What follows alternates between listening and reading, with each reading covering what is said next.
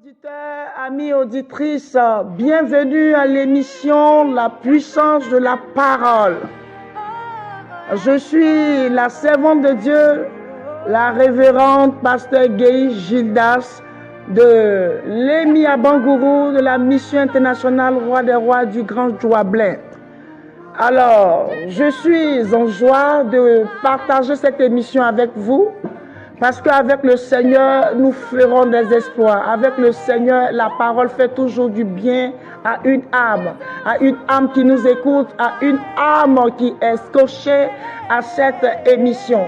Et je voudrais vous inviter tous les vendredis à la suivre.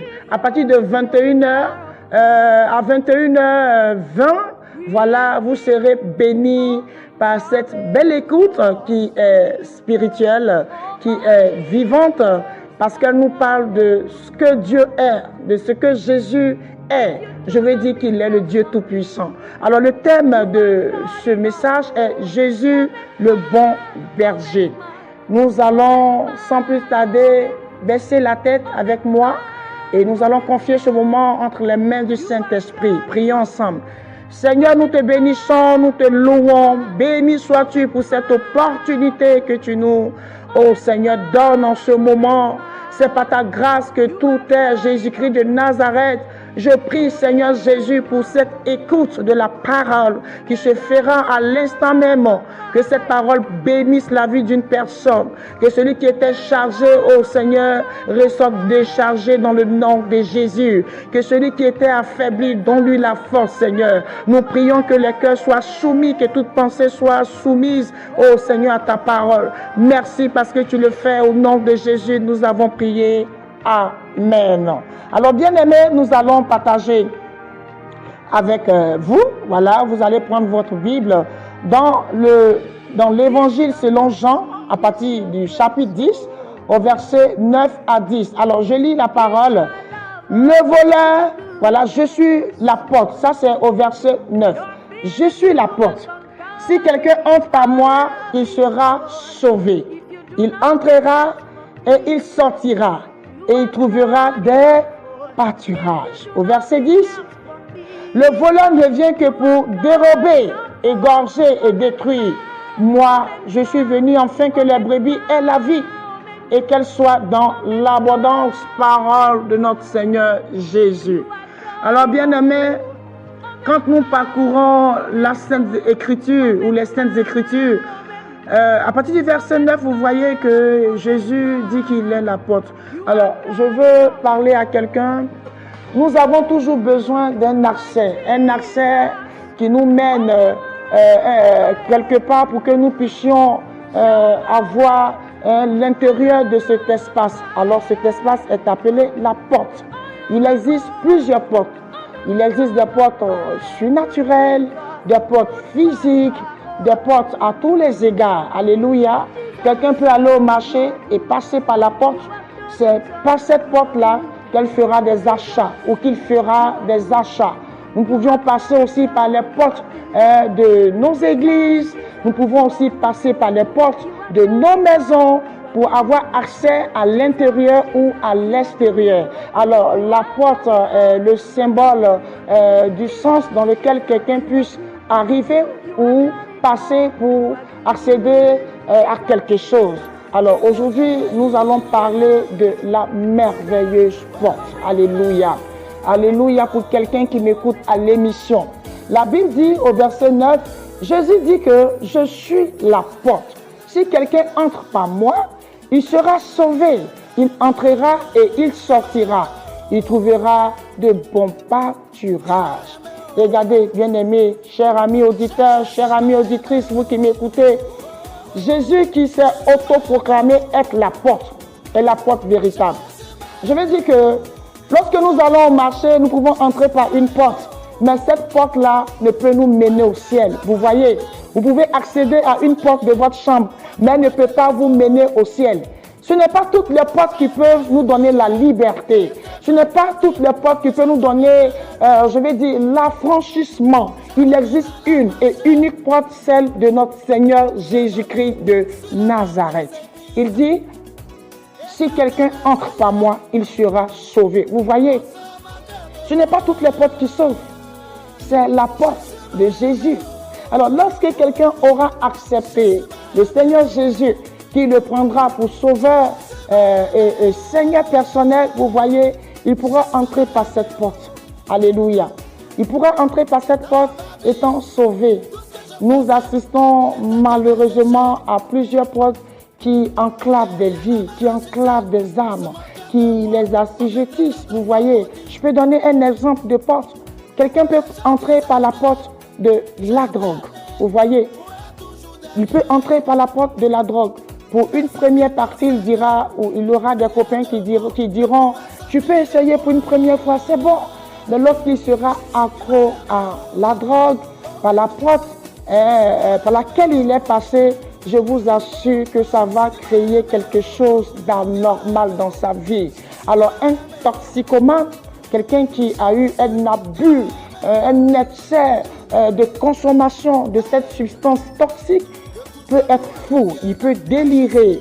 Vous voyez, il peut avoir une insuffisance rénale, il peut avoir des troubles mentaux. Vous voyez, je veux dire que ce n'est pas la véritable porte. Alléluia. Alléluia. Alors, je voudrais que quelqu'un dise Amen avec moi dans le nom de Jésus, de là où tu es. Il y a aussi certaines portes par lesquelles des personnes passent. Il y a des portes de l'alcool. Vous voyez, aujourd'hui, qu'est-ce que nous voyons? Nous voyons des personnes qui dérivent, qui dévient. Comment vous pouvez trouver un père de famille en train de boire? Au lieu qu'il soit à la maison, il est couché dans les caniveaux. C'est une porte par laquelle cette personne est entrée. Vous voyez, elle est entrée, mais elle ne peut pas ressortir. Elle ne peut pas être sauvée. Parce que là, il n'y a pas le Saint-Esprit qui peut agir dans la vie de cette personne. Vous voyez, et certains nous disent, nous entendons, pasteur, je veux oublier un temps soit peu mes problèmes. Alors je m'abuse de l'alcool, je m'abuse de la cigarette, je m'abuse de la drogue. Mais est-ce que ces portes-là mènent véritablement au ciel? Je dirais non. Parce que ces personnes sont sous le poids des esprits. Alors en le commençant, ils ne savent même pas où s'arrêter et quand s'arrêter. Alors Jésus est en train d'inviter quelqu'un qui m'écoute ce soir. Peut-être tu as décidé de passer par la porte de la prostitution. Les gens t'ont condamné, tu veux arrêter, mais tu n'arrives pas à le faire. L'apôtre Paul pouvait le dire, que lorsque il veut arrêter, il ne peut pas parce que le poids du péché est en train de parler. Ce qu'il ne veut pas, c'est ce qu'il fait. Alléluia. Et c'est comme ça. Il donnait un exemple pour des personnes qui vivaient dans ce type de choses-là. Alléluia. Peut-être certainement, toi, tu es passé par la porte de la prostitution. Et tu me diras que, pasteur, pendant que tu es en train d'écouter mon émission, la puissance de la parole, je n'avais pas de solution parce que j'étais cette personne qui devrait m'occuper de mes parents, de mes soeurs qui étaient à l'école. Mais dis-moi, est-ce que la porte de la prostitution pourra sauver ton âme? Dans cette prostitution, nous avons vu beaucoup de personnes qui ont été atteintes du VIH-Sida et leur vie a succombé. Certaines ont été touchées par la tuberculose osseuse. Je vais dire à quelqu'un qui m'écoute, ces portes ne mènent nulle part. Alléluia. Quelle que soit ta thèse, quel que soit ce que tu veux me dire pendant que tu es en train d'écouter cette émission, je vais te dire que toutes ces portes ne mènent pas au ciel. Il y a une seule porte qui est la véritable, qui donne la vie, qui donne la paix, qui donne le salut de l'âme. C'est la porte de notre Seigneur Jésus-Christ de Nazareth. Il dit qu'il est la porte. Quelqu'un qui a été sous le poids des ténèbres, lorsque vous acceptez Jésus comme votre Seigneur et votre Sauveur personnel, vous serez libre. Vous serez libre. Vous serez libre. Et vous verrez que avec Jésus, nous avons l'assurance et le garantie de notre âme. Je vous explique un tout petit, témoignage. Il y a quelqu'un qui est venu me voir un jour et qui disait, pasteur, vraiment ma vie, ça et là, gère ça et là, je ne sais pas à quoi m'en tenir. Je suis fatiguée parce que je souffre de cette maladie. Je souffre et j'en souffre énormément. Alors, vous voyez, c'était par l'une de nos émissions à la radio que nous avons eu ce merveilleux auditeur qui aujourd'hui est membre de la mission internationale Croix des Rois. Alors, lorsque cet homme a appelé, il était, je vais dire, cloué sous le poids de la maladie. Et qu'est-ce qui va se passer? La colonne vertébrale était déjà bousillée. Et les docteurs lui ont dit, nous ne pouvons plus rien faire. Tu peux prendre ces médicaments juste pour te soulager, mais ne pas faire disparaître le mal. Et lorsque nous avons rencontré cet homme, nous lui avons parlé du Seigneur Jésus. Je vous assure que nous sommes rentrés dans sa chambre. Il était environné de gadgets, de médicaments, de ça et là. Il en prenait, il était fatigué. Et nous lui avons annoncé la parole. Le Seigneur Jésus, de quoi le Seigneur Jésus était capable, de quoi il pouvait faire. Comme il a dit en Ésaïe 53, voilà que par ses maîtrisures, nous sommes guéris. Nous avons annoncé cet homme, annoncé Jésus à cet homme. Et nous lui avons demandé est-ce qu'il accepte le Seigneur Jésus comme son sauveur, son Seigneur personnel. Il a dit, il a répondu par l'affirmatif. Oui, pasteur, je vais accepter Jésus. Nous avions eu des séances à faire avec lui. Nous avions prié. Ce monsieur qui était couché comme un bébé. Comme un bébé, je l'ai dit, à qui on donnait de la nourriture. Ce monsieur qu'on lavait comme un bébé. Je veux dire, comme un bébé dans votre entendement, dans votre pensée imaginée. Mais lorsqu'il a accepté Jésus, qu'il a mis sa foi en Jésus, le Seigneur a rétabli la colonne vertébrale dans le nom puissant de Jésus. Et nous avons, lorsqu'il m'a appelé, il dit, pasteur, je peux m'asseoir tout seul. Il dit, pasteur, je peux manger tout seul. Et nous avons crié, gloire au Seigneur Jésus, gloire à Dieu. Et il a dit, aujourd'hui, je sais que Jésus est fidèle. Vous voyez, il n'a plus été cloué par le poids de cette maladie qui voulait le détruire. Gloire soit rendue à notre Seigneur Jésus, que cet homme ait accepté Jésus. Alors toi qui m'écoutes, Jésus est la porte. Il est la merveilleuse porte. Il est la porte du ciel. Lorsque vous l'avez, lorsque vous le recevez, son esprit habite en vous. Vous n'êtes plus cette même personne que le monde voyait d'un mauvais œil. Mais vous devenez une personne régénérée par l'Esprit de Dieu, par le sang qui a coulé à la croix de Golgotha. Alléluia. Alléluia. Jésus dit qu'il est la véritable porte. Il dit si quelqu'un entre par lui, il sera sauvé. Vous voyez, cet homme a été sauvé par le Seigneur Jésus. Il était cloué sous le poids de la maladie. Et lorsqu'il est entré par la porte de notre Seigneur Jésus, il fut rétabli dans le nom puissant de Jésus-Christ de Nazareth. Je vais parler à une prostituée qui m'écoute. Je vais parler à un toxicomane qui m'écoute. Je vais parler à quelqu'un qui est trop dépressif. Je vais parler à ces personnes qui m'écoutent. Il y a une solution. Jésus vous tend la main ce matin. Il vous tend la main. Et la Bible nous déclare que Jésus est le véritable berger. Il est le véritable berger qui s'est donné à la croix. Alors lorsque je m'en tiens à notre verset du jour, vous voyez que c'est merveilleux d'être avec le Seigneur. Le Seigneur dit il sera sauvé. Est-ce que tu t'es posé la question après la mort où ira ton âme? Le Seigneur dit quiconque entrera par lui, croira en lui, sera sauvé. Et il sera sauvé comment? Parce que le Seigneur lui-même transformera la vie de cette personne. Lorsque nous sommes sauvés, ce n'est plus la nature ancienne qui habite en nous. La Bible dit que ce n'est plus l'ancienne nature, mais nous sommes régénérés dans le nom de Jésus-Christ de Nazareth.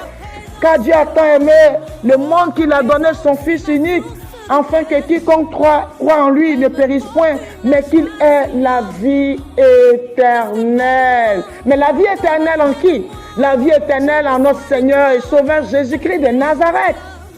Il t'appelle ce matin, bien-aimé, toi qui m'écoutes. Il dit, tu entreras et tu sortiras. Parce que le Seigneur sait qu'il y a des portes par lesquelles beaucoup entrent, mais ne peuvent plus jamais sortir. Certains sont rentrés par des portes où ils ont été fous pour des pratiques qu'ils ont opérées dans leur vie. Vous voyez, et le Seigneur est en train de parler à quelqu'un ce matin qui m'écoute. Je vais dire à une personne, le Seigneur dit, il entrera, il sortira, il trouvera des pâturages. Les pâturages, c'est des lieux, je veux dire, où quelqu'un peut, trouver de la nourriture, où il peut mieux se reposer. Donc disent, est-ce que si j'accepte le Seigneur Jésus, ma vie va changer? Comment est-ce que je vais payer ma maison? Donc je suis obligé de me prostituer. Je dis non. Avec le Seigneur, il nous conduit et il est lui-même le bon pâturage. Jésus n'est pas un conteur de fées. Il n'est pas quelqu'un qui donne des illusions. Parce que lui-même, il est la parole. Il est la vérité. Alors Jésus est la porte véritable. Celle qui peut mener et celle même qui mène au ciel. Alors, lorsque je prends Jean 14, à partir du verset 6, voici ce que la Bible me dit. Jésus dit, je suis le chemin, la vérité et la vie. Vous voyez, il dit qu'il est le chemin, la vérité et la vie. C'est ça. Il est le chemin, il est la vérité. Il est la vie. C'est ce chemin-là que nous devons emprunter, le chemin de la parole. Et cette parole, lorsque nous l'appliquons, nous avons la vie et la vie éternelle. C'est tout ce que le Seigneur nous demande à faire, ce qui sera bien pour notre âme. Alors, je voudrais te dire que tu es béni. Voilà, nous tenons à la fin de cette première séance. Je voudrais continuer le vendredi prochain par la grâce de Dieu pour terminer ce chapitre. Je te reçois ce soir comme mon Seigneur et mon Sauveur personnel. Viens, démontre ta puissance dans ma vie et transforme-moi afin que je reçoive et je passe par la véritable porte qui est la porte, du salut. Merci Seigneur pour tes grâces. Béni sois-tu. Alors, chers amis auditeurs, nous avons déjà fini. Merci de nous avoir écoutés. Nous croyons que cette émission vous a fait du bien. Soyez remplis de la puissance de la conversion. Soyez remplis de la puissance de la régénération. Nous vous bénissons dans le nom puissant de Jésus. Shalom à vous. Que Dieu vous garde.